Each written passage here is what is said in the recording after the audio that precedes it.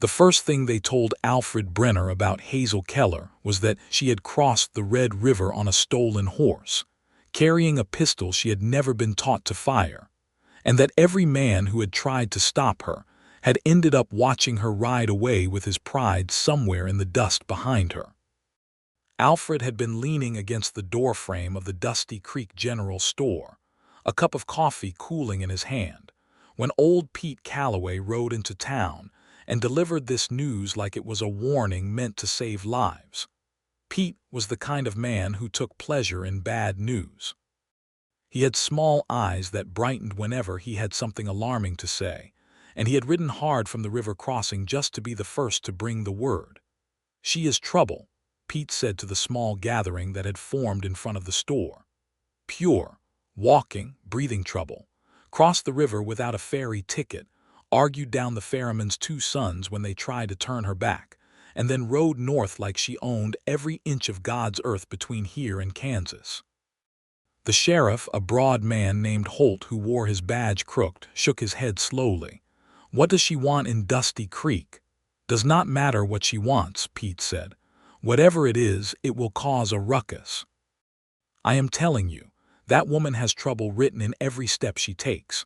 Alfred Brenner took a long sip of his coffee, looked out at the flat brown road that led south toward the river, and said quietly, mostly to himself, "Good, I could use some trouble." Pete turned and looked at him like he had said something in a foreign language. "Did you hear a word I said, Brenner?" "Every word," Alfred said. He finished his coffee, set the cup on the porch railing, and pulled his hat down over his eyes. "Every single word." The year was 1873, and the town of Dusty Creek, Texas, sat at the edge of a landscape that could not decide what it wanted to be. To the south was the Red River, wide and muddy and stubborn, the kind of river that took things from you if you were not careful. To the north was open prairie that rolled on until it became something else entirely, something nameless and vast. The town itself was 23 buildings, a livery, 2 saloons, a church that doubled as a school on weekdays, and a general store that also served as the post office, the barber shop on Saturday mornings, and when absolutely necessary, the doctor's waiting room. Alfred Brenner had been in Dusty Creek for 3 years. He was 28 years old, lean and sun-browned, with dark eyes that had a habit of staying very still while the rest of his face moved. He was not the sheriff and not the deputy, though he could have been either if he had wanted. He ran the livery, which suited him, because he understood horses better than people, and horses had the good sense not to ask him about his past. He had come from Missouri, which was all anyone in Dusty Creek knew, and he had come alone, which was all anyone needed to know. He was fair and he was capable, and when trouble had come to Dusty Creek before, in the form of claim jumpers, and once a man who had decided the town's water rights belonged to him personally, Alfred had been steady and practical and had helped sort things out without looking for credit. That was the kind of man he was, but he had been quiet for too long. He felt it some mornings when he woke before dawn and stood in the door of the livery with the smell of hay and horses around him and the stars still thick above the prairie. There was something in him that had gone still and dry, like a creek bed in August, and he did not know what would fill it back up again. He did not know yet that her name was Hazel Keller. She arrived in the late afternoon, when the sun had dropped low enough to set the dust glowing amber, and everything in Dusty Creek looked briefly beautiful in a way it would not look at any other hour. Alfred was in the livery, working a burr out of a mare's mane, when he heard the hoofbeats.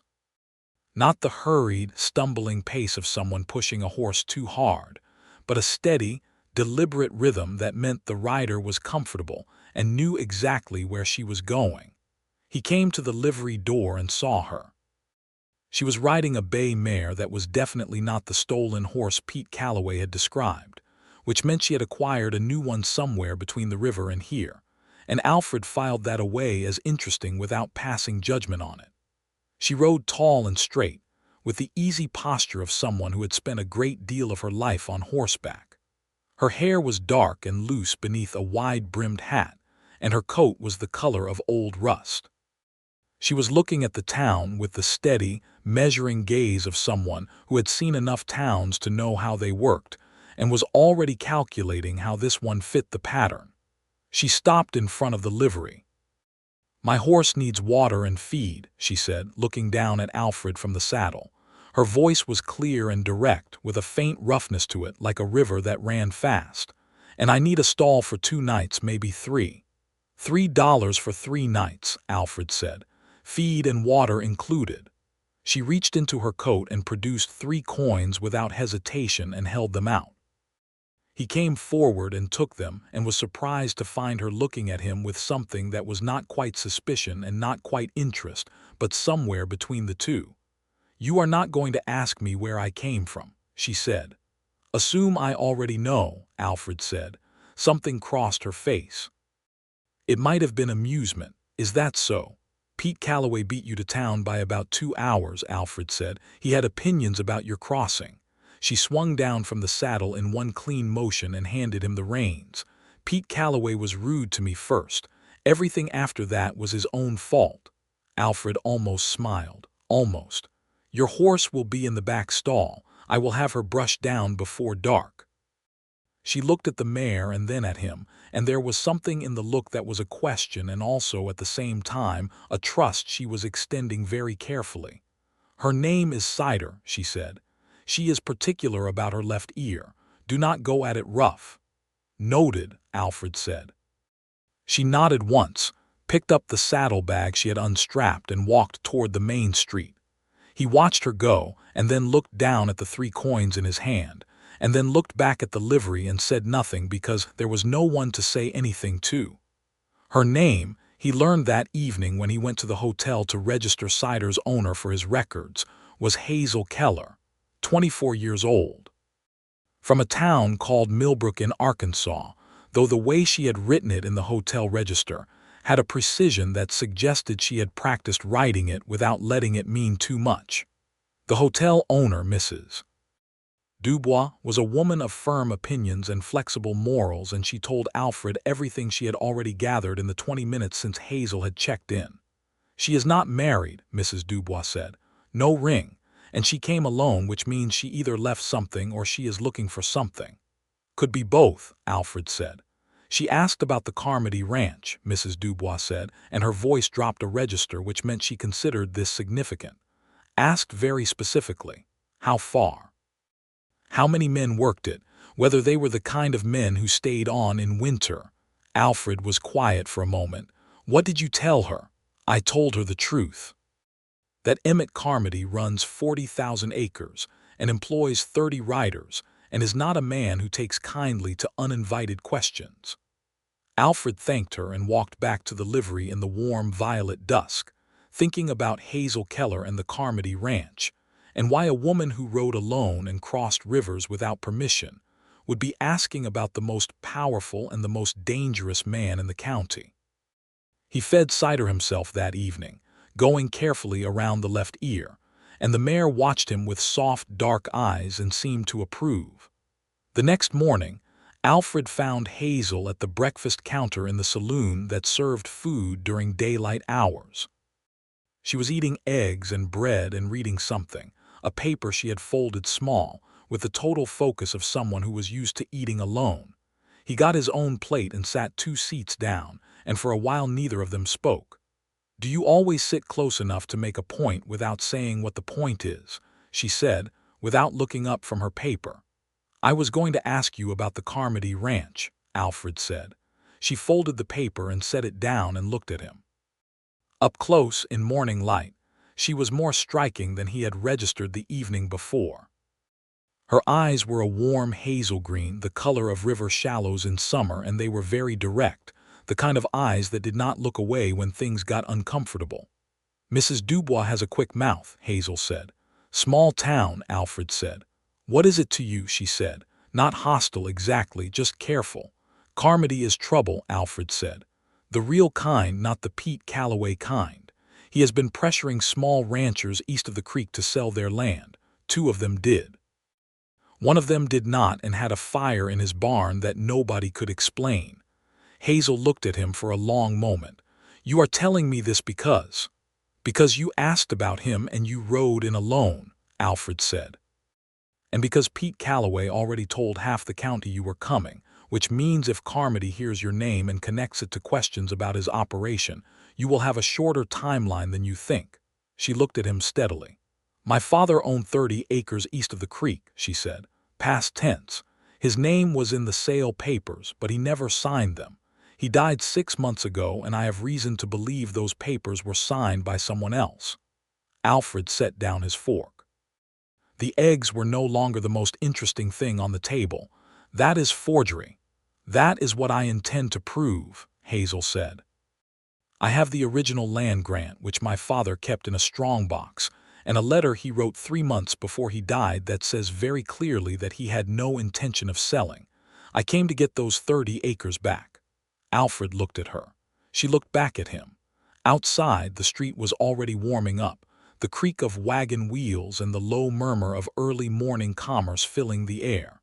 That is either very brave or very reckless, Alfred said. My father always said those were the same thing with different lighting, Hazel said. This time he did smile, though he covered it by reaching for his coffee. You are going to need someone who knows the county records, he said. And someone who knows which Judge Carmody has not yet bought. Are you offering? She said. I am still deciding, he said, which was not entirely the truth, because he had more or less decided the night before, standing in the livery with Cider looking at him with those dark eyes. When you finish deciding, Hazel said, picking up her paper again, I will be here. He was back at her table before she had finished her coffee.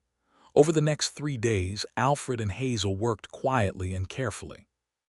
Alfred knew the county records clerk, a nervous young man named Douglas Park, who kept his records with admirable precision, and had a deep discomfort with anything that smelled like corruption, because he had once been passed over for a clerkship in a larger county, due to what he suspected was Carmody's influence. Douglas opened the records for them without being asked twice, and what they found there was exactly as damning as Hazel had hoped, and exactly as dangerous as Alfred had feared. The land sale document for Thomas Keller's 30 acres was dated 4 months before his death, which already made Hazel's eyes go cold and tight. The signature was good enough to fool someone who had never seen her father's handwriting, but Hazel had a letter in her saddlebag written in his hand that same month, discussing the price of winter wheat, and when she laid the two documents side by side, the difference was visible to anyone who looked with any care. The loop on the K is wrong, Hazel said quietly, her finger tracing the letters without touching them. My father always made his K with a high loop. Whoever signed this made it flat. He did it consistently all his life. I have 20 years of letters in a trunk in Arkansas to prove it. The question is whether we can get those letters to a judge who will care, Alfred said. Who is the judge? Hazel asked. There is Judge Mather in Redford, 2 days' ride northeast, Alfred said. He has a reputation for being inconveniently honest. Carmody has not managed to reach him as far as anyone can tell, though I would not bet everything on that. Then we ride to Redford, Hazel said. It is not that simple, Alfred said, and he watched her face, the way it settled into patience without losing any of its resolve. The land sale was recorded under Carmody's company. If we file a challenge, Carmody will know immediately. He has people in every record office in the county. You will be challenged before the hearing. Challenged meaning what? Hazel said. Meaning men will come to discourage you, Alfred said. Carmody does not use lawyers when he can use pressure. Hazel was quiet for a moment. Then she said, I have been aware of that risk since Arkansas. My father died and everything he owned was taken from him, and someone forged his name to make it legal, and I have ridden 500 miles to do something about it. A few of Carmody's riders are not going to send me home. Alfred looked at her. In the pale light of the records office, with the dust motes floating between them and the smell of old paper all around them, she looked completely calm and completely fierce, and it struck him all at once, like a hand pressed flat against his chest, that he had not been this interested in anything in 3 years. All right, he said. We ride to Redford.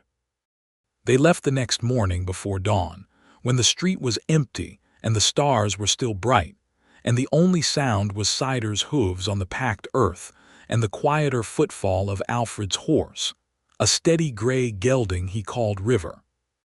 Hazel had said nothing when she saw him waiting at the livery with River saddled and his own saddlebag packed, but she had looked at him with those river-shallow eyes and something in them had shifted slightly, like ice going soft at the edges. They rode north and east, mostly in silence, but the silence was not uncomfortable. Alfred had ridden long distances with people before, and he knew the difference between a silence that was empty and one that was full, and this one was full. There was something in the way she rode that he kept noticing, the ease of her, the way she and Cider moved as a single thing, and there was something in the way she occasionally looked at the land as they passed through it, with an attention that was neither tourist nor conqueror but something that wanted to understand. By mid-morning, the prairie had opened wide, and the sky was the color of a blue plate, and the wind came out of the northwest with a smell like grass and distance. Hazel pulled Cider to a walk and looked out at the horizon. "My father loved this kind of day," she said. It was the first time she had volunteered something personal, and Alfred registered the trust in it. "What was he like?" Alfred asked. She was quiet for a moment. "Steady," she said finally. "The way a river is steady, never loud about it. He had his land and he had his work and he was not interested in having more than he needed. He said 30 acres was enough to live on if you worked it honest." She paused. "Carmody thought that was weakness. I think it was the opposite." "So do I," Alfred said. She glanced at him sideways, quick and assessing. "You lost someone," she said, not a question. Alfred looked ahead at the road. "My brother," he said. "Missouri, 3 years ago. Some things happened and I came south and I have been in Dusty Creek since." She did not ask more than that, and he was grateful for it, because some things were still too close to be shaped into words easily, and she seemed to understand that without being told. They made camp that night at a crook in the Breckenridge Creek, where cottonwoods leaned out over the water and the fireflies had come out in the long grass along the bank. Alfred built the fire and Hazel cooked, producing from her saddlebag a small iron pan and ingredients for a meal that was considerably better than what most people managed over a campfire: dried beef and onions, and something she had picked from the brush along the creek that she said was wild garlic. "Where did you learn to cook like this?" Alfred asked. "My mother," she said. "She passed when I was 14. But before that she taught me everything practical she could think of, because she believed that a woman who could feed herself was a woman who could survive anything." "Wise woman," Alfred said. "Extraordinary woman," Hazel said, with a warmth that was also grief and was also pride, all three at once. They ate and the fire crackled, and the horses grazed quietly in the dark beyond the firelight. And Alfred found himself not thinking about Carmody or Redford or land documents, but just sitting there in the particular richness of that moment, which he had not felt in a very long time. "Why did you offer to help me?" Hazel asked. She was looking at the fire and her voice was careful, not suspicious, but genuinely curious. Alfred thought about that for a moment, turning his tin cup in his hands. "Because what happened to your father was wrong," he said. "And because I have watched Carmody take things from people for 3 years and nobody has done a damn thing about it." "And," she said, because she could hear that there was an end. He looked at her across the fire. "And because when Pete Calloway told me there was trouble coming, I said good, which I should probably think more carefully about." She smiled then, for the first time a full smile, not the controlled half-expressions he had seen so far.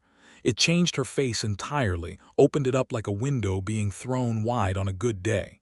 "You said that out loud in front of witnesses," Alfred said. She shook her head, still smiling, and looked back at the fire. "That is either brave or reckless," she said. "So I have been told," he said.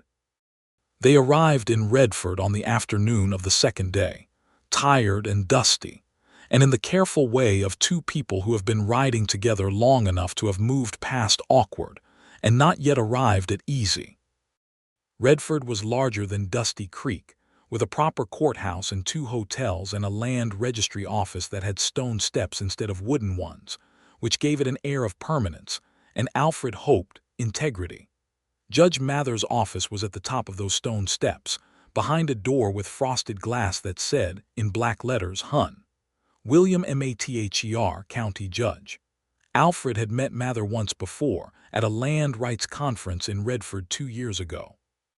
He had formed the impression of a small, sharp man with white sideburns and a dislike of imprecision. That impression proved accurate. Mather received them in a book-lined room with a desk that was clear of everything except a blotter and a single pen, and he listened to Hazel's account with the focused stillness of someone who was not just waiting for her to finish, but was actually hearing every word. When she was done, he looked at the documents she had laid before him. He looked at the two signatures for a long time, the forged one and the authentic one from Thomas Keller's letter. He set down his magnifying glass. "The K is wrong," he said. "Yes, sir," Hazel said. "You have more letters in Arkansas, authenticated, datable." "A trunk full," Hazel said. "I can have them sent or I can ride back and bring them myself." Mather looked at Alfred. "Brenner, you are vouching for the validity of the county record as produced." "I was present when Douglas Park opened the original record," Alfred said. "The document is there exactly as we described it." Mather looked at both of them for a long moment, and then he picked up his pen. "I am issuing a hold on the land title pending review," he said, writing as he spoke. "That means Carmody's company cannot make any further claims on those 30 acres until this is resolved. I am also ordering that the original sale document be preserved for examination." He signed the paper and blotted it and looked up. "I want those letters within 3 weeks. I am also going to write to the state land office. If Carmody has been forging signatures, your father's land is unlikely to be the only case." Hazel took the whole document with both hands, and Alfred watched her face as she read it, and he saw in it the effort it took for her to hold herself steady, because her father's name was on that paper, and it was being treated with the seriousness he deserved, and that had not been a certainty when she rode out of Arkansas. "Thank you," she said, and her voice was even but her hands were not quite still. "Thank me when the title is restored," Mather said. "In the meantime, be careful. Carmody is not a man who accepts obstacles quietly." They walked out of the courthouse into the afternoon sun, and Hazel stood at the top of the stone steps and breathed in and breathed out and held the document against her chest like it was something living. "Your father would be glad," Alfred said. She looked at him, and her eyes were bright, not with tears but with something that was adjacent to tears but was also something fiercer and more burning. "He would have liked you," she said. "He had opinions about men who did the right thing even when it was complicated." Alfred looked at her, and the afternoon light was all around them, and the street below was busy and ordinary, and everything felt very particular and clear. "I have opinions about women who ride 500 miles on their own to fight for something that is right," he said. They stayed in Redford that night. Separate rooms in the smaller hotel, because that was what was proper, and because Alfred was not the kind of man who pressed against propriety for his own convenience. But they had supper together in the hotel's dining room, at a proper table with a cloth and candles, and the conversation stretched long past the meal and into the evening, ranging across topics that had nothing to do with land disputes and everything to do with who they were. Hazel told him about Millbrook, Arkansas, where the hill country made the summer cool and the winters hard and the people stubborn. She told him about learning to ride on a mule before they could afford a horse, and about the year her father had planted an apple orchard that did not bear fruit for 3 years, and then produced so much that they gave apples to every family within 10 miles and still had more than they could eat. Alfred told her about Missouri, more than he had told anyone in 3 years. He told her about his brother Daniel, who had been funny and easy, and had a way of making a room feel lighter just by walking into it. He told her about the accident at the mill that had taken Daniel and the way grief had made him feel like he was underwater, and how he had saddled up one morning and ridden south until Texas felt like far enough. "And has it?" Hazel asked. "Felt like far enough." Alfred looked at her across the candlelight. "I am starting to think I was waiting," he said carefully, "for a reason to feel like I had arrived somewhere rather than just stopped." She looked at him steadily. "And do you feel that now?" "I am starting to," he said. The silence that followed was not uncomfortable. It was the kind of silence that had weight to it, the weight of something that was being acknowledged without being named quite yet, because some things needed time before they were ready to be named. They rode back to Dusty Creek the next morning, and the world looked different somehow, though Alfred could not have said precisely why.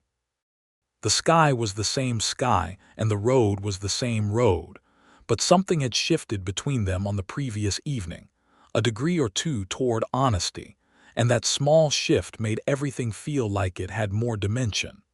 They were 2 hours south of Redford when they saw the riders. There were 3 of them coming from the east on a line that would intersect with the road ahead of them at a place where the road curved through a low stand of scrub oak. Alfred clocked them the way you clocked anything in open country that moved with purpose, and he looked at Hazel and saw that she had already clocked them too. "Carmody," she said quietly. "Likely," he said. "We had all evening and a morning for word to travel. Ride natural. Do not look at them direct." She did not look at them directly, but her back was very straight, and her right hand had drifted slightly closer to the pistol at her hip, the same pistol Pete Calloway had mentioned. And Alfred noted with some private satisfaction that her grip on it was calm and practiced, not the grip of someone who had never fired a gun, but the grip of someone who had learned. The 3 riders pulled across the road ahead of them at the gap in the scrub oak. They were big men, hired for their size rather than their subtlety, wearing Carmody's brand on their horses' flanks. The one in the center had a face that was mostly jaw. "Keller woman," the jaw-faced man said. "Mr. Carmody would like a word." "Mr. Carmody can write me a letter," Hazel said, without slowing cider at all, which meant she was asking Alfred to handle the stopping part. Alfred brought River to an easy halt.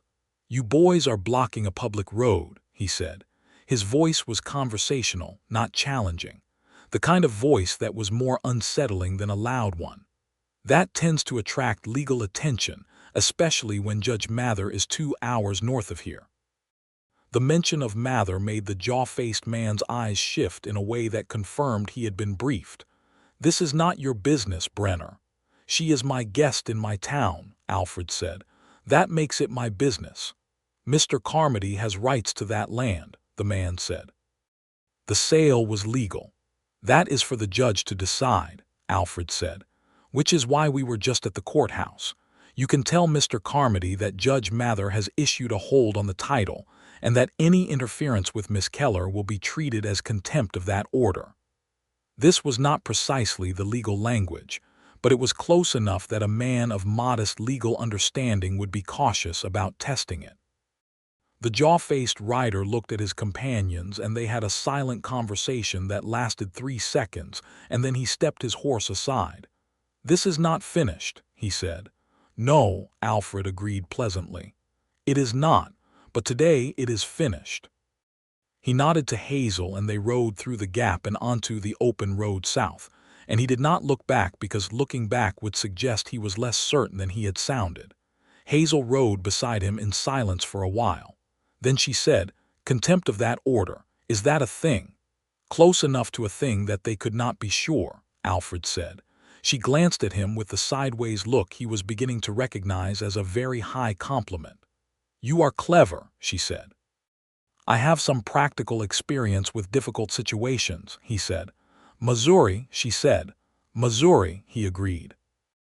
When they rode back into Dusty Creek late that afternoon, the town looked exactly the same as it always did, which Alfred had always found faintly comforting, but today felt like something more.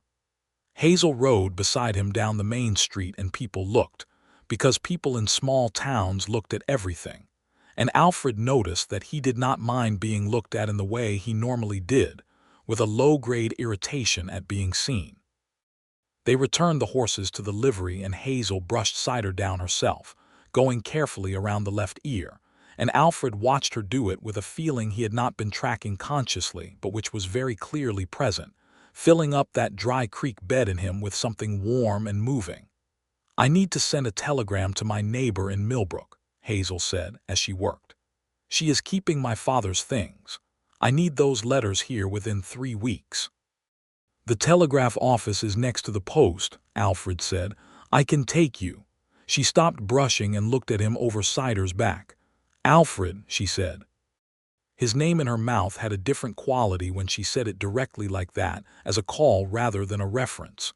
"You have done more than anyone could reasonably expect. You do not have to keep doing this." "I know," he said. She looked at him for a moment, her brush hands still, Sider patient between them. "Why?" she said, and it was not the same question as the one she had asked at the campfire. That one had been about motivation. This one was about something else, something more personal, and they both knew it. Alfred came around to her side of the horse and stood close enough that the space between them was a deliberate thing, chosen rather than accidental. "Because I think," he said slowly, "that you are the most interesting person who has ridden into Dusty Creek in the 3 years I have lived there. And I think that your father deserves justice and that you deserve someone standing beside you while you get it. And I think," he paused, and the pause was careful, "that I have been looking at you across campfires and courthouse steps, and I would like the opportunity to keep doing that for a while if you are willing." Hazel looked at him. The livery was warm and dim around them, and Sider was breathing peacefully, and outside the sounds of the town went on as they always did, mundane and perpetual. "You are not a man who wastes words," she said. "I try not to be," he said. She held his gaze for a long moment and then she said, "I am not going to be easy." "I told Pete Calloway I could use some trouble," Alfred said. She almost laughed, almost. The corner of her mouth lifted and her eyes warmed and she said, "Then we have an understanding." "We do," he said. She put her hand out, palm up, and he looked at it for a second and then put his hand over it, and her fingers curled under his, and it was not a handshake and both of them knew it. The following weeks were busy in a way that Alfred had not been busy in years. He helped Hazel draft a formal complaint to accompany the documents for Judge Mather, which required 2 visits to Douglas Park's records office, and 1 afternoon spent with a lawyer named Graves who practiced in Redford and had agreed to take the case after hearing the details. He rode with Hazel 3 times out to the edge of her father's 30 acres, where a tenant family named Birch had been farming it since Carmody's company took ownership, and Hazel had talked to the Birches quietly and told them that she had no intention of putting them off the land they had been working, and that if the title was restored, she would honor the arrangement they had and they need not worry. The Birch family, a husband and wife and 3 children who had the look of people who had been uncertain for a long time, seemed to breathe easier after that, and the eldest son, a boy of perhaps 12, had looked at Hazel with the transparent admiration of a child who has just seen a very clear example of a good person. The letters arrived from Millbrook on the 19th day, carried by the stage out of Fort Worth, and delivered in a canvas packet that Hazel opened at the post office counter with Alfred beside her. There were 11 letters spanning 22 years of her father's handwriting, each one clear and particular in its K-loops and its careful way of closing a sentence, and the difference from the forged signature was unambiguous. "This is enough," Hazel said quietly, holding the last letter. "More than enough," Alfred agreed. They rode to Redford the following week with lawyer Graves, who had a proper briefcase and a way of addressing the judge that made everything sound both inevitable and dignified. The hearing was not public and not long, because the evidence was clear enough that there was not much to argue about once it was laid out. Carmody's company sent a legal representative, a narrow man in a good coat who had the look of someone who had come prepared to fight on thin ground and knew it. Judge Mather spent 40 minutes reviewing the letters against the forged document, asked Hazel 3 questions about the chain of custody of the original land grant, and then looked at the representative from Carmody's company with the expression of a man who was about to deliver facts to someone who had preferred not to hear them. The sale document bears a signature inconsistent with 22 years of authenticated correspondence from the purported signatory, Mather said. The original land grant is clear.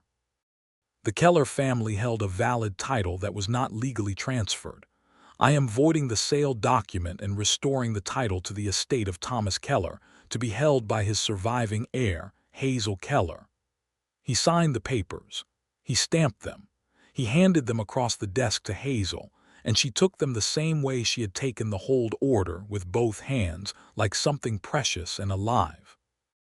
The Carmody representative said something about appeals, and Mather told him to file them properly and in writing, and reminded him that if any intimidation of the title holder was documented, there would be consequences that went well beyond a land dispute.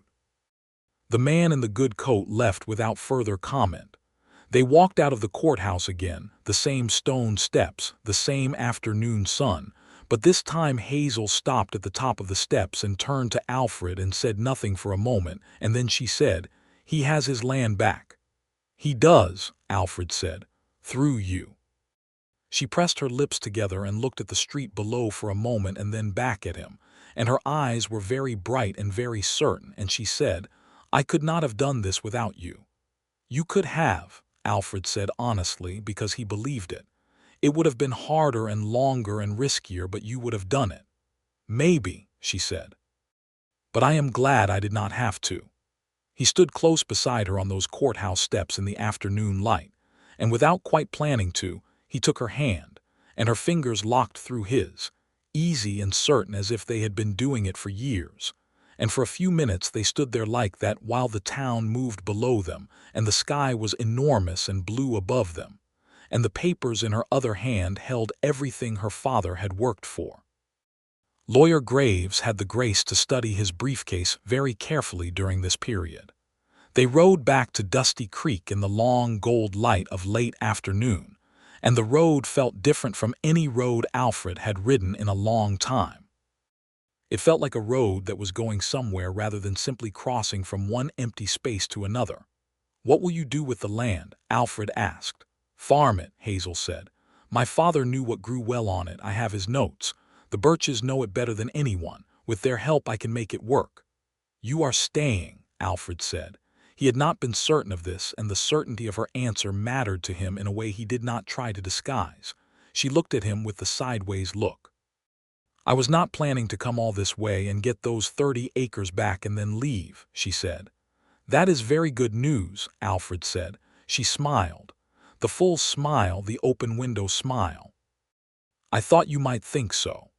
The week after their return, Emmett Carmody himself came to Dusty Creek, which was unexpected.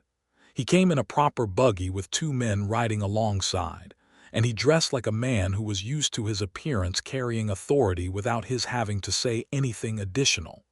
He was perhaps 50, with gray at his temples and the look of a man who had gotten most things he wanted for a long time.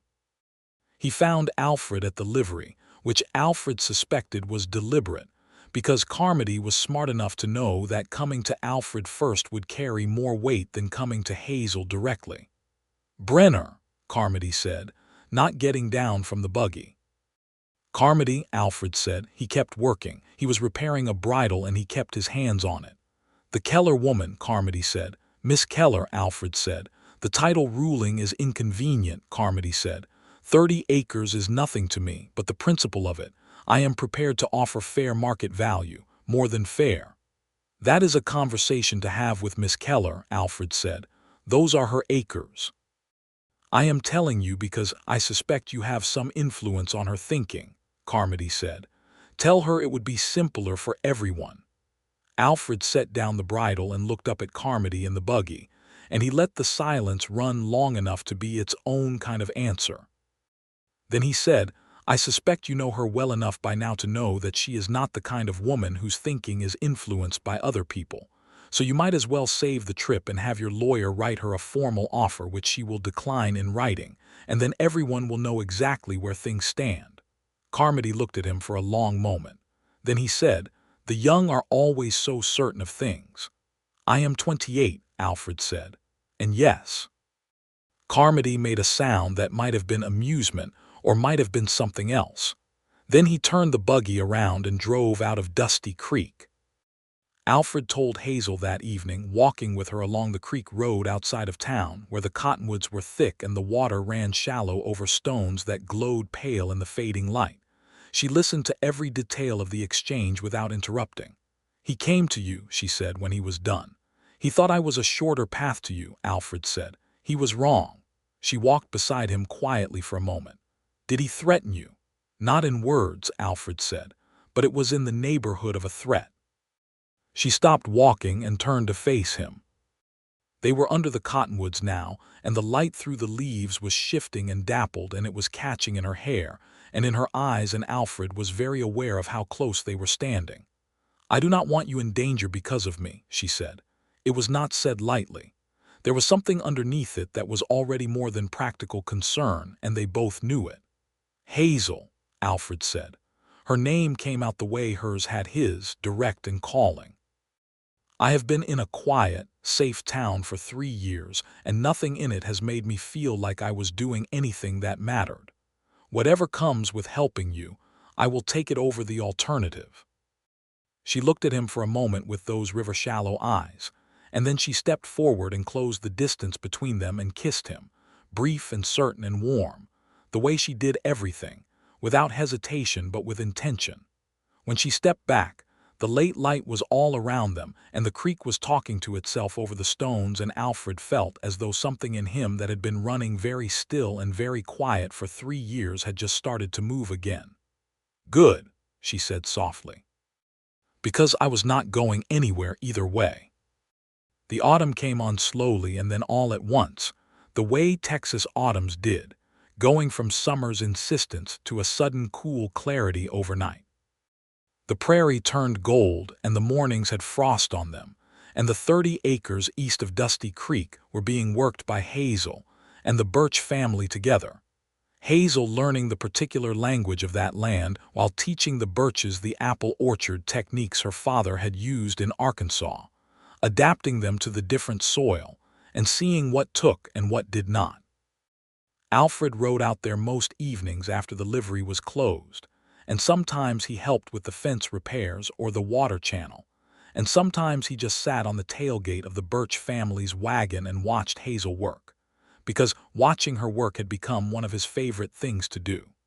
She worked with a focus that was also joy, as if this was not labor she was enduring but something she was choosing freely and finding good. One evening in late October, when the sky was the particular bruised purple of sunset and the last light was slanting across the field, she sat beside him on the tailgate and leaned her shoulder against his and said, "I am thinking about building a house." He said, "On the northeast corner of the land," she said, "where the ground is highest and the east wind comes clean, small to start, 2 rooms, maybe 3, solid." Alfred looked at the northeast corner where the horizon was still faintly pink. "I can help with that," he said. "I know," she said. "I am asking you to." He turned to look at her, and she was already looking at him, and there was something in her expression that was beyond the practical, and he knew that she was not just asking about building a house. "Then yes," he said. She nodded, satisfied, and leaned her head against his shoulder, and they sat there on the tailgate in the October dusk, while the Birch children called to each other somewhere in the field, and the last light went out of the sky, and the stars came out over the Texas prairie, and Alfred felt with absolute certainty that he had finally arrived somewhere, not just stopped. They started building the house in November, with help from 2 of the Birch farm hands and a carpenter from Redford who came for 2 weeks and showed them how to set the stone foundation correctly. Alfred had more building knowledge than he had given himself credit for, having helped construct 2 barns in Missouri before Daniel died, and the work was satisfying in the specific way that physical labor toward a purpose always was. Hazel measured everything twice and drew the plan herself in a notebook, with dimensions in the margins and notes about window placement and which way the door should face for the best light, and Alfred watched her draw it and thought that she approached every problem the same way, with care and thoroughness and a complete willingness to do the work herself. The walls went up through November and the roof was on before the first real cold of December came, and on the last day of December, standing in the doorway of what was now a house, 2 rooms and the beginning of a third, with glass windows that caught the thin winter sun and a stone fireplace that Alfred had built himself over the course of a week, Hazel looked around at what had been built and then looked at Alfred. "Happy New Year," she said. 1874, Alfred said. "What would you like to do with it?" She crossed the room to him, her boots ringing on the new plank floor, and put her hands on either side of his face and looked at him seriously. "I would like," she said, "to stay here with you and make something of this land and this life together, if you are asking." "I am asking," he said. "Then that is my answer," she said. He kissed her, and it was not brief this time. It was the kind of kiss that had all the weight of the previous months in it. Everything they had said and done and been together. All the roads and campfires and courthouse steps and October tailgates and December buildings. And when it ended, they were both very still for a moment in the doorway of the house she had built on the land she had recovered, in the first light of a new year. He proposed properly in January, not because the question was uncertain between them, but because some things deserved their moment. He had been to see a silversmith in Redford in December, a Mexican craftsman named Soto who worked with exceptional skill, and described to him what he wanted, not a ring that was for looking at but one that was for wearing, something that would survive work and weather and stay beautiful through both. Soto had made him a band of silver with a thin line of turquoise running through it, the color of clear water, and Alfred thought it looked like Hazel's eyes in the right light, which it did. He asked her on a Sunday afternoon when the winter sun was out and they were walking the perimeter of the 30 acres, which was a habit they had developed, a kind of weekly accounting of the land and what it was doing. He stopped at the northeast corner, where the house stood solid against the sky, and turned to her and said what he wanted to say simply, because he was not a man who believed in complicating things that were already clear. "I love you," he said first. "I want to say that first and separately, because it is true on its own before anything else. And then I want to ask if you will marry me. Not because you need anyone to take care of you, because you clearly do not, but because I want to build a life beside you, and because you have made me feel, for the first time in 3 years, that I am not just passing time but actually living it." Hazel looked at him with those river-shallow eyes, and they were very bright and very certain, and she said, "Yes. Both things, yes." He put the ring on her finger, and she held her hand up and looked at it against the sky and said, "It is the color of water." "I know," he said. She looked at him with the full smile, the open window smile, the one that changed her whole face. "You notice everything," she said. "Only the things that matter," he said. They were married in March, when the first warmth was back in the Texas air, and the prairie had gone from gold to the pale green of new growth. The ceremony was in Dusty Creek's church, which was also the schoolhouse on weekdays, and it was attended by the whole town because small towns attend weddings the way they attend everything else, completely and with strong feelings. The Birch family came in their Sunday clothes, all 5 of them, and Douglas Park, the records clerk, came from Redford and brought a wedding gift of a complete set of county maps, which made Hazel laugh with genuine delight. Even Pete Calloway came, because Pete Calloway went everywhere, and he sat in the back and was uncharacteristically quiet throughout. Mrs. Dubois cried, which she had told herself she would not do, and did not apologize for it. Sheriff Holt straightened his badge for the occasion. Hazel wore a dress the color of cream that she had made herself over the winter months, with embroidery along the collar that she had learned from her mother, small, careful flowers in thread the color of the turquoise in her ring. She walked to the front of the church on her own, because she had no father to walk her and she did not want to ask someone to stand in his place. But as she came through the door and looked down the aisle at Alfred, who was standing very straight and looking at her with his dark eyes completely still, and his face full of something that had no name for the people watching but was unmistakable, she did not look like a woman who felt alone. She looked like a woman who was exactly where she was going. The minister asked his questions and they answered theirs. And when Alfred put his hand over hers and said, "I do," his voice was level and certain. And when Hazel said, "I do," her voice was the same, clear and direct, and without any hesitation at all. After the ceremony, the town turned the street in front of the church into a gathering. Somebody brought a fiddle, and somebody else brought a second fiddle, and there was food and dancing, and the particular energy of a celebration in a small place where celebrations are valued because they are not frequent. Alfred danced badly and freely, because he had decided somewhere between asking and marrying that the gravity he had carried for 3 years was not serving him well. And Hazel danced beautifully and with considerable laughter at his efforts, and the two of them together in the street, surrounded by the townspeople of Dusty Creek in the warm March air, looked very much like the particular thing they were. Two people who had found each other in a wide and sometimes hard landscape and had decided, clearly and completely, to stay. The spring was full and busy. Hazel and Alfred lived in the house on the 30 acres from the first day of their marriage, and the house was warm and well lit, and full of the things she had brought from Arkansas, and the things he had kept from Missouri, and the things they had gathered since, which included a rocking chair he had made from the scraps of the building project, and a quilt Mrs. Dubois had given them as a wedding gift, and a shelf of books that grew steadily, as they acquired them from the traveling bookseller who came through every 6 weeks. Carmody had been quiet since October, and word came through in April that the State Land Office investigation Judge Mather had initiated had turned up 4 other cases similar to Hazel's father's, small landowners whose signatures appeared on documents they had never signed. 2 of them were still living and came forward, and the legal pressure this created for Carmody's company was substantial enough that his lawyers spent considerably more time in courtrooms than his writers did in other people's fields. It was not a swift process, and it was not a fully clean one, because these things never were, but it was moving in the right direction, and that was enough. The 30 acres produced well that first spring.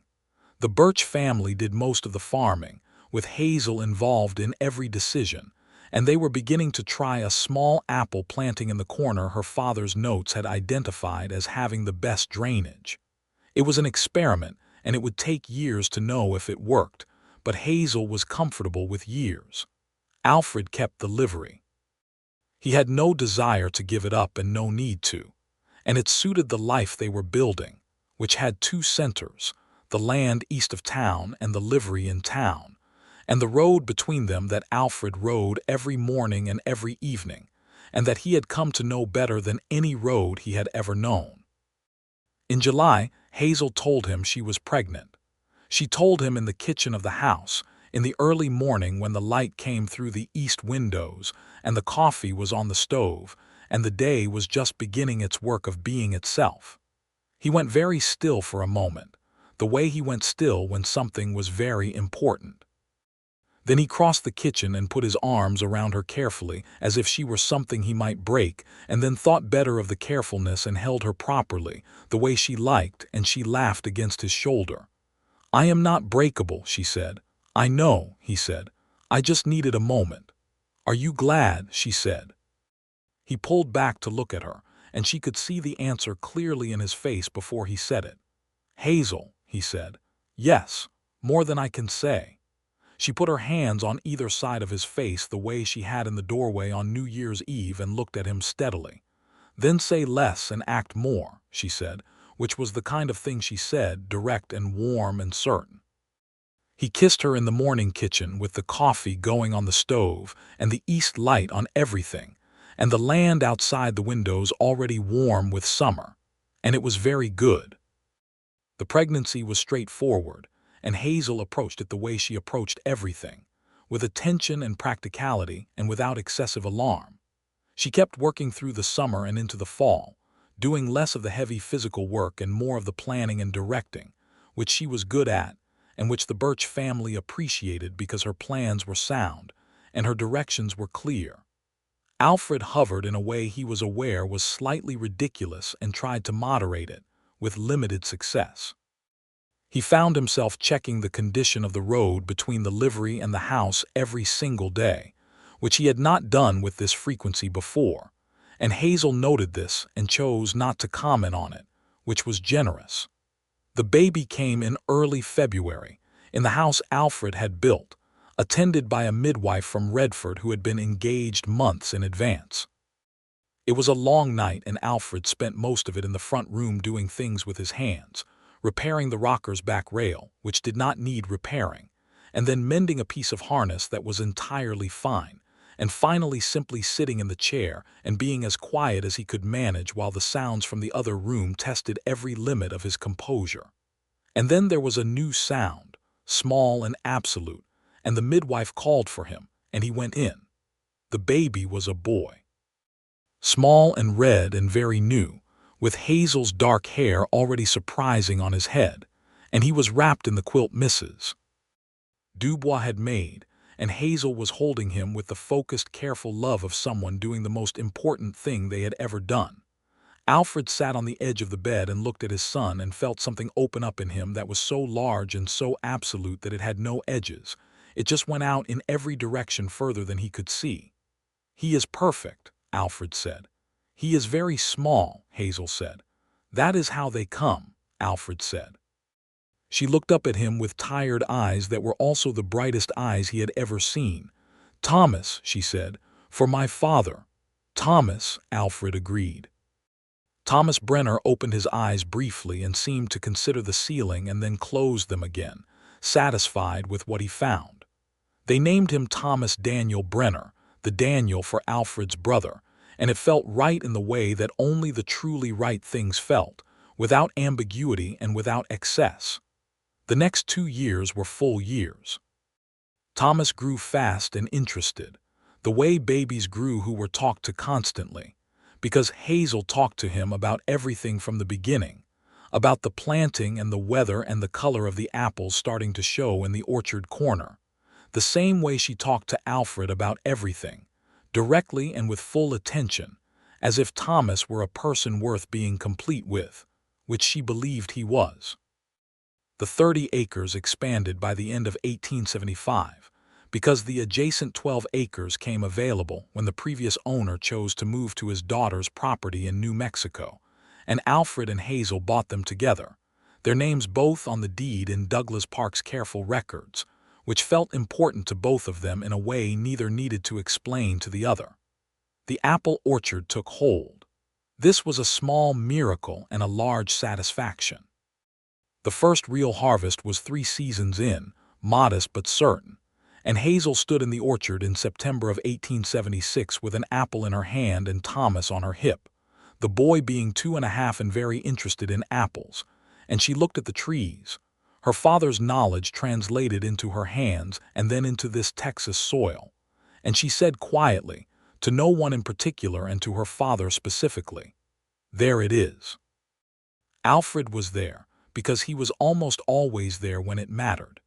He heard her and said nothing, only put his arm around her shoulders and held her close, and she leaned into him, and they stood in the apple orchard in the warm September air, and it was very good. Sheriff Holt retired in the spring of 1877, and the town asked Alfred to stand for the position. He thought about it for 2 weeks, which was longer than he usually took to decide things, and he talked to Hazel about it at length over several evenings because he talked to her about everything at length. "Do you want it?" she asked. "I think I could do it well," he said. "That is not what I asked," she said. He considered. "I have always cared about things being right," he said. "In Dusty Creek and around it, the Carmody situation, your father's land, I have always cared about that. Being sheriff would mean doing something about it more formally." "Then do it," she said. "You would be alone at the house more often," he said. She gave him a look that was so patient and so Hazel that he almost laughed.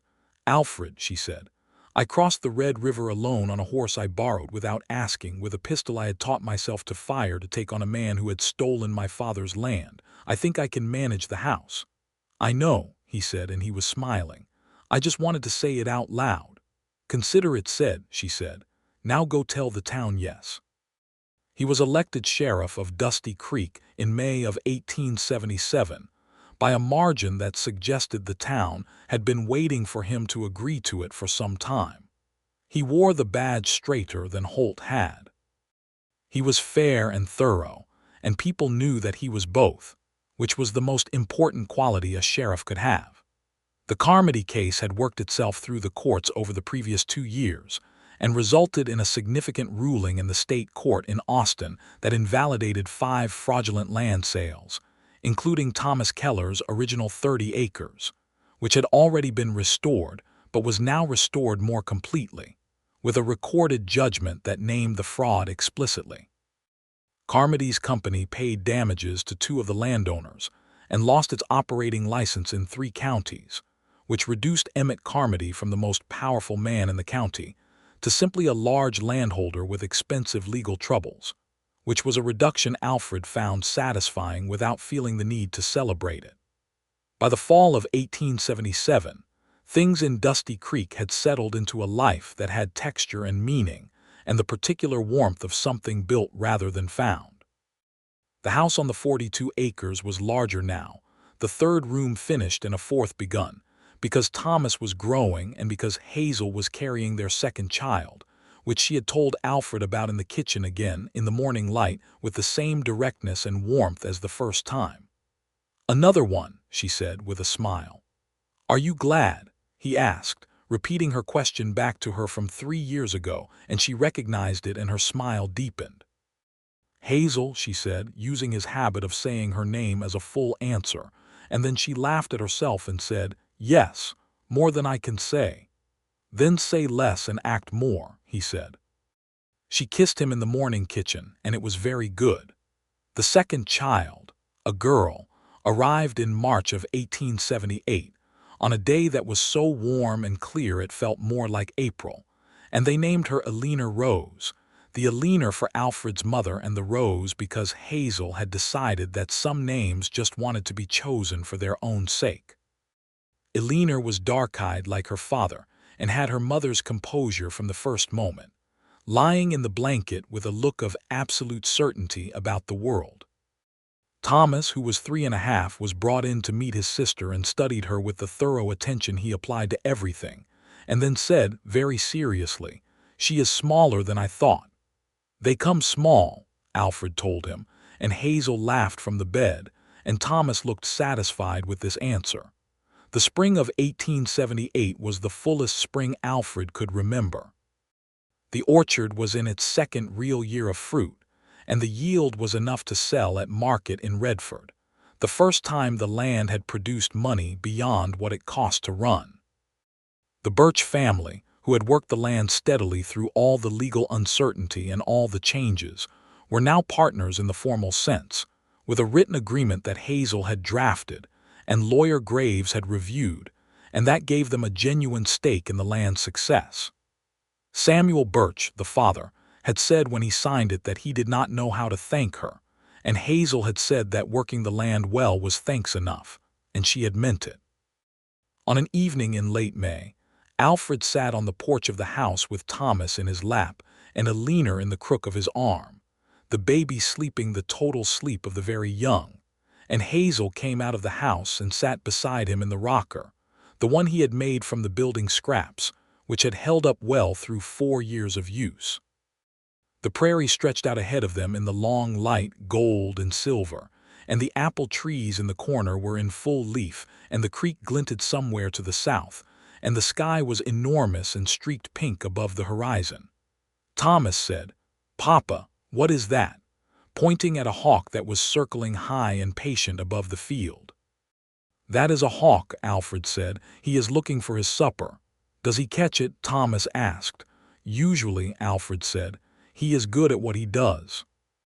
Thomas seemed to find this satisfying and settled back against his father's chest, and Alfred looked at Hazel, and she was already looking at him, with her river-shallow eyes full of the late light and something else that needed no naming because they both knew what it was and had known it for years now, through courthouses and campfires and building projects and orchards and 2 children and 4 years of the kind of life that was lived forward and on purpose.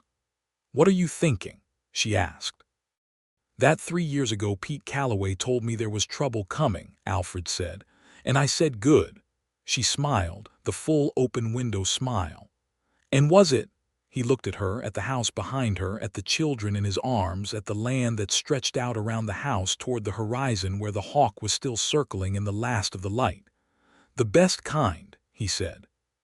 She reached over and took his hand where it rested on Thomas's shoulder, her fingers settling through his the way they had that first time in the livery, easy and certain. Thomas watched the hawk. Eleanor slept. The prairie went on in every direction, wide and full of its own life, and the evening settled around them all, warm and particular and absolutely real. Later, when the children were asleep and the house was quiet, they sat together at the kitchen table with the lamp burning low between them. It was the same table they had eaten 100 meals at and talked 100 evenings across, and it had the particular quality of well-used things, the smoothness of surfaces touched often, the comfort of something that had been in the same place long enough to belong there. "I want to tell you something," Hazel said. "All right," Alfred said. She looked at the lamp flame for a moment. "When I crossed that river," she said, "I was so angry, not just at Carmody, at everything, at how easy it was for someone to take things that were not theirs and make it look legal and clean. I was angry at my father for being gone before I could fix it for him. I was angry at the world for being the kind of place where something like that could happen." She looked up from the flame to him. "I am not angry anymore," she said. "I have not been for a while. And I wanted you to know that you are a significant part of why." Alfred looked at her across the lamp. "You fixed it," he said. "You rode 500 miles and you went to a judge and you did not stop until it was done. That was all you." "I know," she said, "but you stood beside me when I did it, and that was all you." She paused. "My father always said that the right kind of person made you feel less alone in the world. He was talking about my mother. I thought I understood what he meant, but I did not really, not until I met you." The lamp flame moved in a small draft from somewhere and then settled again. "I know exactly what you mean," Alfred said quietly. She smiled. "I know you do. That is the thing about you." He got up from his chair and came around the table, and she turned in her chair to face him, and he crouched down in front of her so they were level, eye to eye in the lamplight, and he took both her hands in his and held them. They had been married for more than 2 years. He had held her hands 2,000 times. Each time felt chosen. "I am glad you crossed that river," he said. "I am glad you said good," she said. He kissed her in the kitchen with the lamp burning low and the children sleeping and the house around them solid and full of everything they had built together. And outside the Texas night was enormous and beautiful, and the stars were out over the prairie in their countless thousands. And the 30 acres, which had become 42 acres and then more, lay quiet under all that sky, the apple trees in the corner breathing in the night air, the creek running steadily to the south, the land exactly what it was meant to be, held by the right hands and well loved. In the months that followed, Alfred settled fully into the role of sheriff with the same steady competence he brought to everything, and Dusty Creek was quieter for it. Not the empty quiet of a place where nothing happened, but the productive quiet of a place where people felt safe enough to go about their lives without looking over their shoulders. He was fair with everyone who came through, and when fairness was not enough, he was firm, and the combination worked. He was also the kind of sheriff who remembered people's names, and the names of their children and their horses, which was not required for the job but which turned out to matter quite a lot. Hazel continued to be a force in the county in the most practical sense of that word. The land dispute case that had restored her father's acres had attracted attention beyond Dusty Creek, and 2 other women who had lost land through questionable legal processes sought her out in the years that followed, asking what she had done and how. She helped them with the same thoroughness she brought to everything, connecting them to lawyer Graves, advising them on records and documentation, accompanying one of them to Redford to sit in the courtroom for the day of the hearing, because she knew that sometimes the most useful thing was simply to be present. She was not seeking to be a symbol of anything. She was just doing what seemed necessary and right, which was, Alfred reflected, the same thing she had always been doing. The orchard grew. By 1880, the apple trees were producing enough fruit that they were selling to 3 markets in 2 counties, and Hazel was working with the Birch family to expand the variety, adding a section of pear trees in the northeast corner, and experimenting with the vegetable market in Redford, which wanted certain things in larger quantities than the local farms were producing. It was a growing operation in every sense, and it demanded serious attention and gave serious returns, and Hazel gave it all the attention it demanded, and then some. Thomas started school in the fall of 1879, in the same building that had been the church at his parents' wedding, the building that alternated between God and education depending on the day of the week. He was a good student with a particular gift for numbers, which his teacher mentioned to Hazel and which Hazel mentioned to Alfred, and both of them were quietly pleased, though neither said so within Thomas's hearing, because they did not want to make him self-conscious about it. Eleanor was talking by the time she was 1, incomplete if small sentences, a development that surprised no one who had met her mother.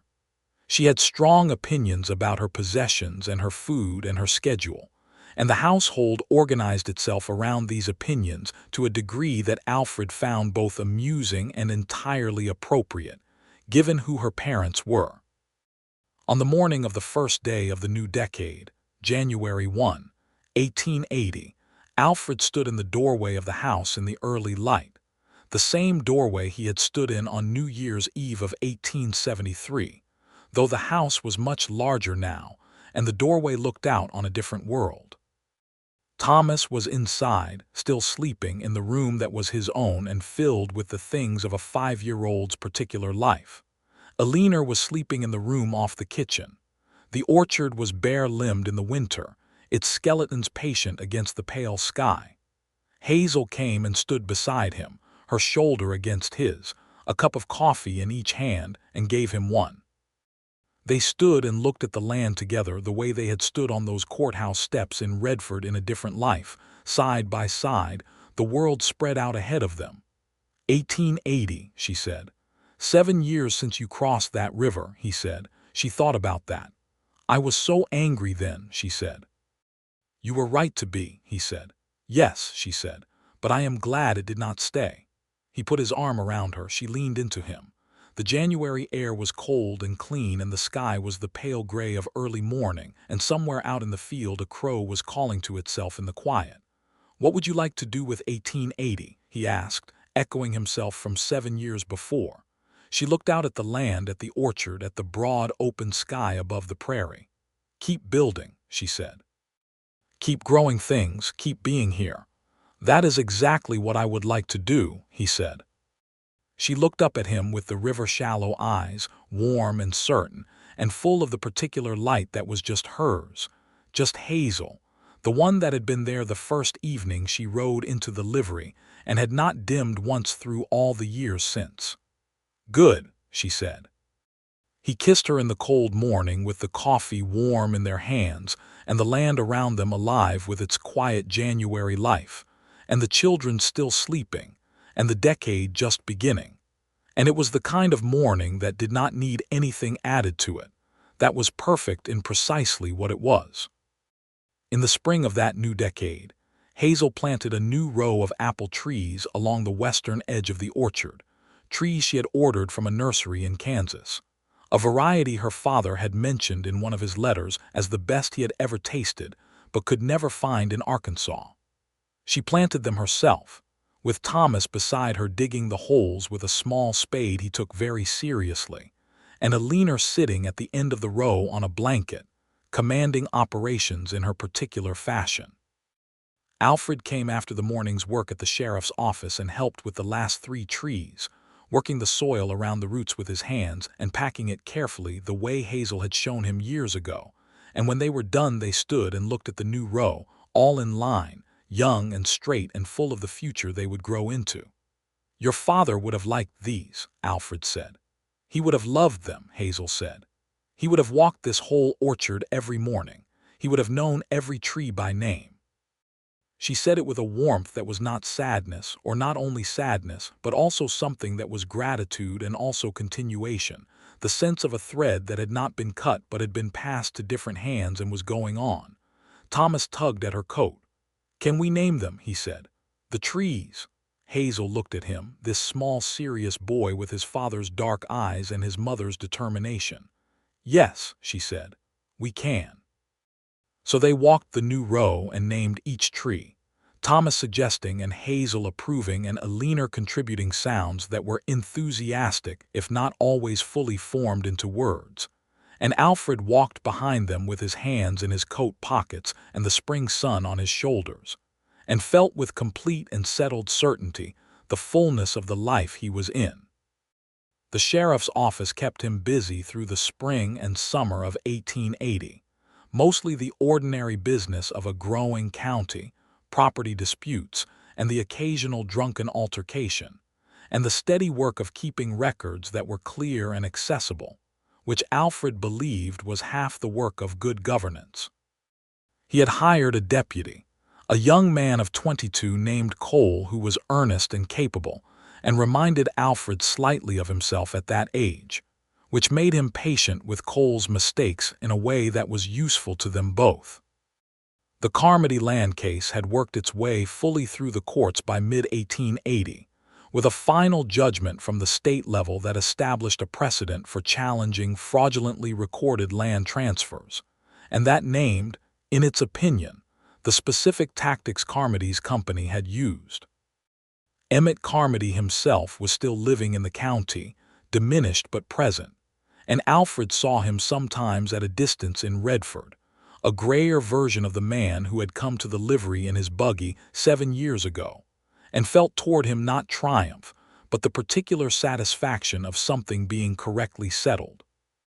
The 4 cases of other fraudulent land transfers had been resolved, with 2 of the parcels returned, and 2 others compensated monetarily, because the new holders were themselves innocent parties.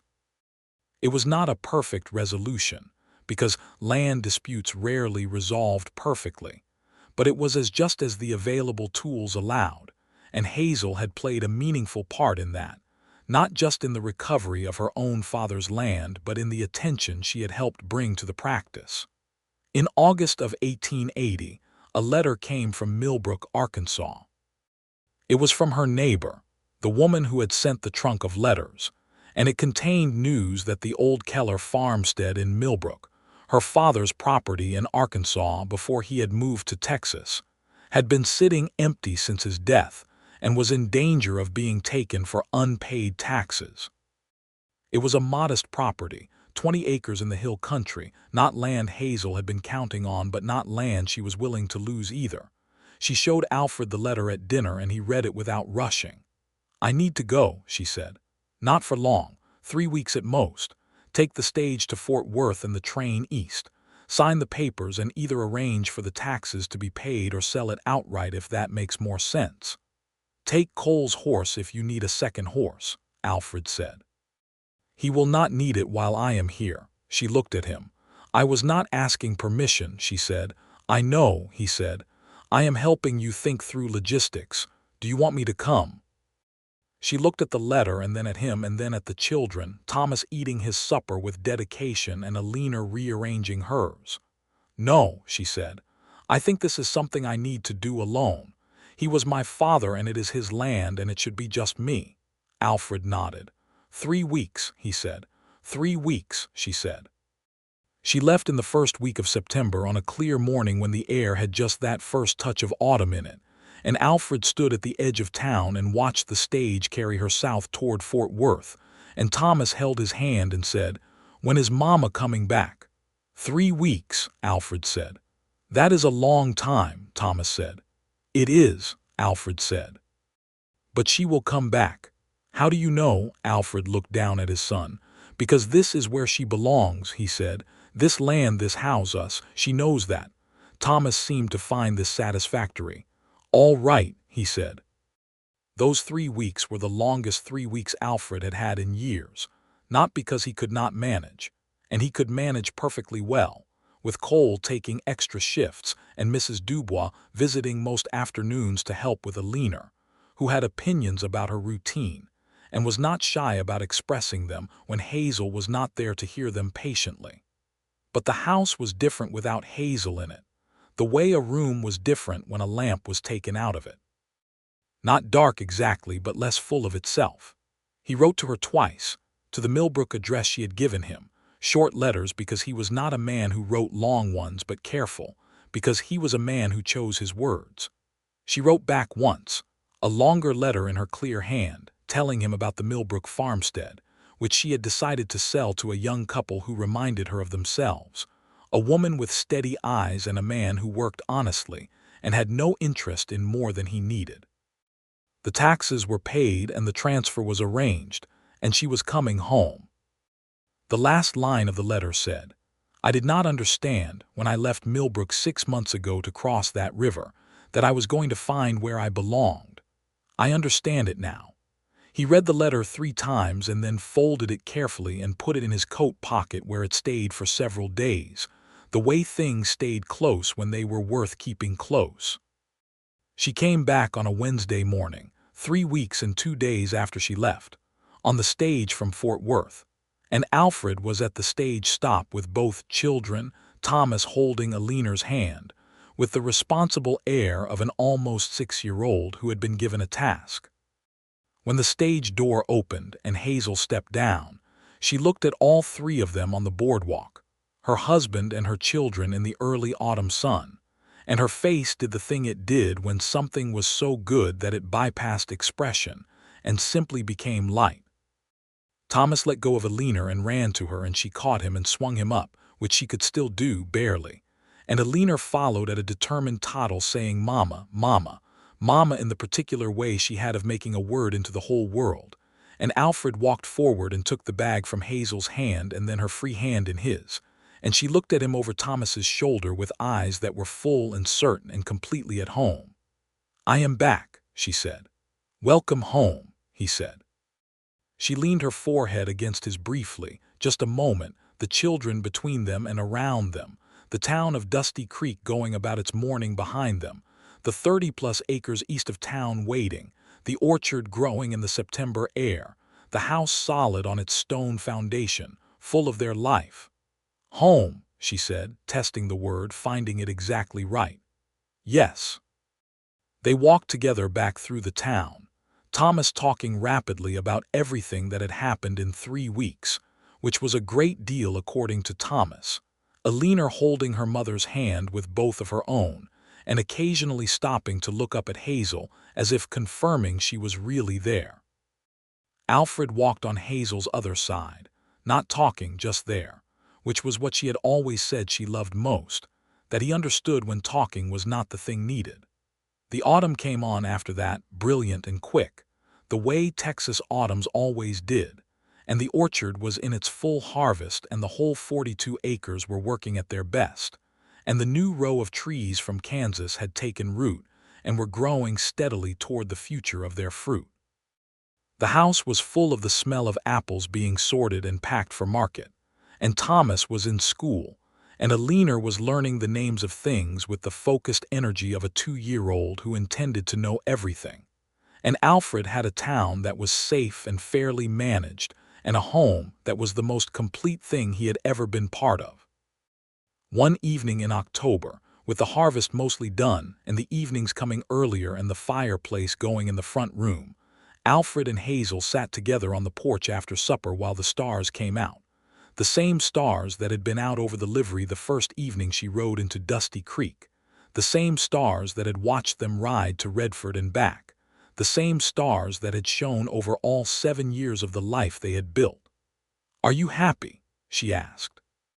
It was the question she asked occasionally, not out of doubt but out of interest, because she believed happiness was worth checking on, worth keeping track of. She believed it was not a fixed state, but a living thing that needed attention. Alfred looked at the stars and at the land and at her face in the lamplight from the window, and he thought about Pete Calloway saying trouble coming and himself saying good and all the years between that moment and this one. The road and the river and the courthouse and the campfire and the kitchen and the orchard and the children and the house, and everything they had made together out of a crossing and a question, and two people who had recognized each other clearly enough to hold on. "Yes," he said, "completely." She took his hand. The stars were out over the Texas prairie in their thousands, and the apple trees were dark shapes in the field, and the night was cool and full of crickets, and the lamp in the window was steady and warm, and Thomas's light was on in his room because he was reading past his bedtime, which both of them knew and neither of them was going to address tonight, and Alina was sleeping the total sleep of the very young, certain of her world. "Good," Hazel said, and the word had in it everything, all 7 years and all the roads and all the things that had been taken and restored and built and grown, and the word had her in it. The woman who had crossed a river without a ticket and argued down 2 men and ridden north into a town that was not ready for her and found the one person in it who had said out loud in front of witnesses that he was good. Alfred Brenner thought. Good and completely and without reservation, yes.